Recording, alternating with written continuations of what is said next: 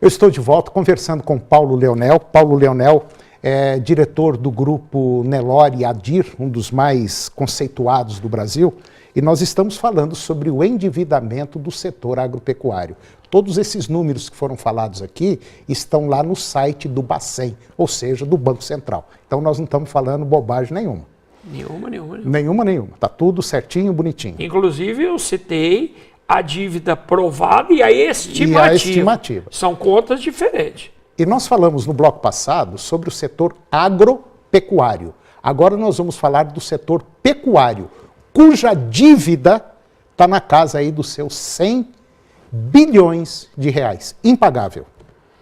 Essa dívida é uma dívida muito complexa, porque se você dividir isso pelo número de cabeças, dá mais de 500 reais por cabeça de animal existente no país. Sim.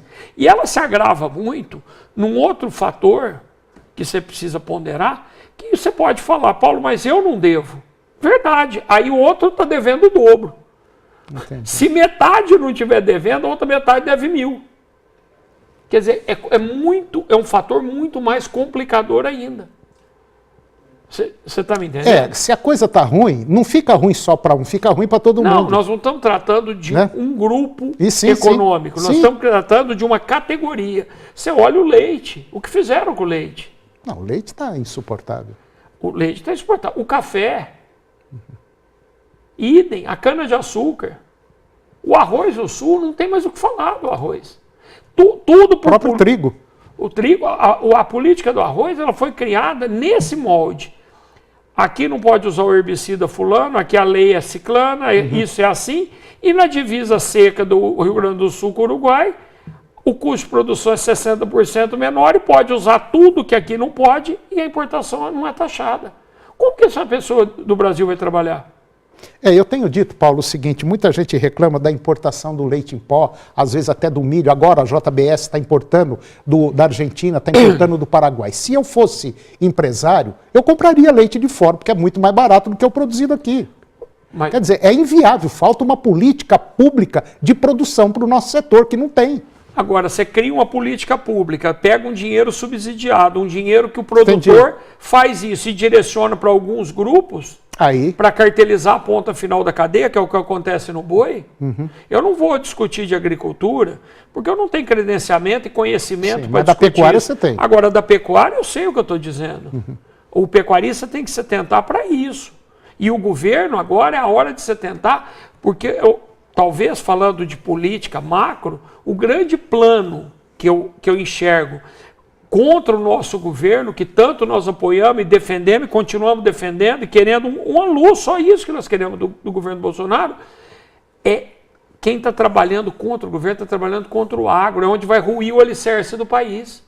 Que é o agro. Que é o agro. Eles falam em subsídio, o subsídio do país, em todo o subsídio que o governo dá, é de 44%, o agro só tem 18%. Os outros 26%, onde estão?